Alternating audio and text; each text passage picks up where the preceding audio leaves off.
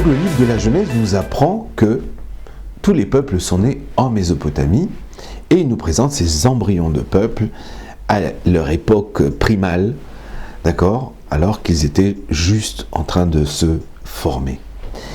Ils sont tous reliés ensemble, ils ont tous une même origine. Cette origine, c'est Naama, on commence par les dames, et Noé.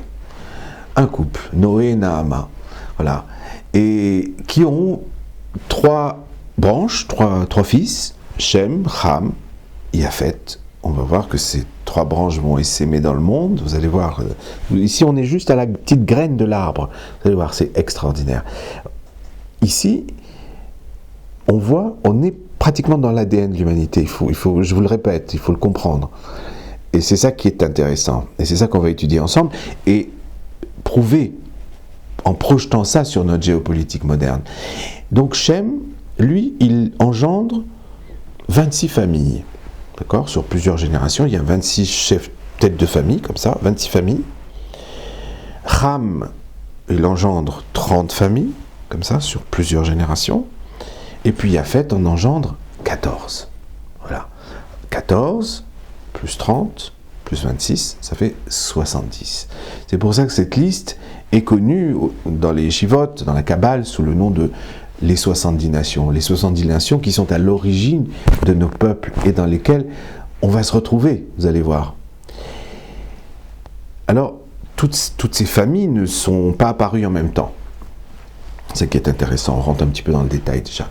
Toutes ces familles ne sont pas apparues tout en même temps.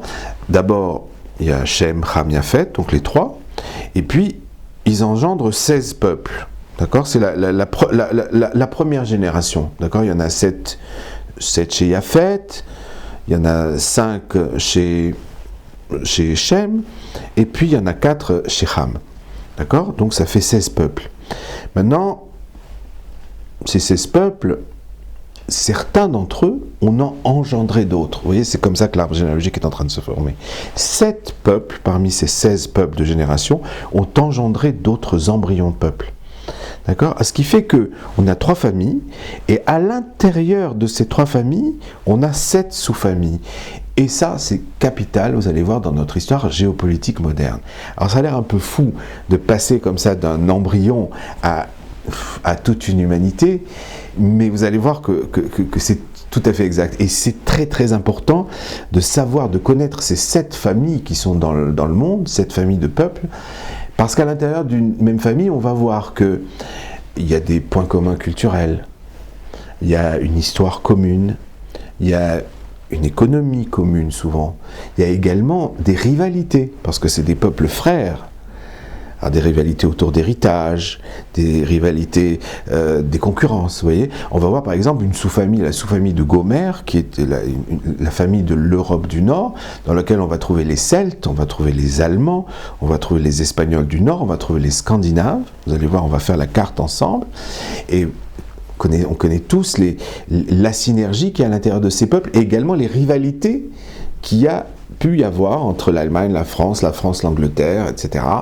Et il n'y a pas eu de rivalité juste avec le peuple père Gomer, qui est la Scandinavie. Vous allez voir, c'est passionnant, on va rentrer dans ce choses-là. Pour l'instant, on est juste dans l'embryon, on est en train d'analyser les prémices de cette histoire.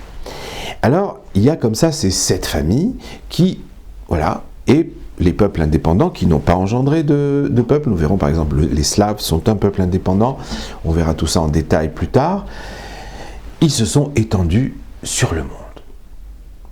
Alors là, on se dit, mais ok, c'est bien, mais que sont devenus les gens qui étaient avant ? Bah oui, il y avait quand même des gens avant. Des tribus, des embryons de peuple aussi, qu'est-ce qu'ils sont devenus ? Alors on pourrait dire comme la Torah, un déluge. Il y a eu un déluge, il y a eu un cataclysme planétaire, avec très peu de survivants. Et finalement, après ces 40 jours de catastrophe, petit à petit, l'humanité est renée à partir d'une nouvelle bouture. Ok, on peut. Aujourd'hui, on connaît, on parle de catastrophes planétaires, que Dieu préserve, qu'elles n'arrivent pas à notre génération, mais on parle de catastrophes planétaires qui ont lieu, qui ont amené la disparition des dinosaures, etc. Vous pouvez rechercher tout ça dans YouTube. On a vu des tsunamis, etc. Mais ça, en vérité, ça ne nous importe pas du tout de savoir si c'est par un déluge ou si c'est une vague humaine très, très solidaire et très avancée qui a submergé les autres et englobé les autres. Ça n'a pas d'importance. Ce qui est important, c'est notre humanité moderne.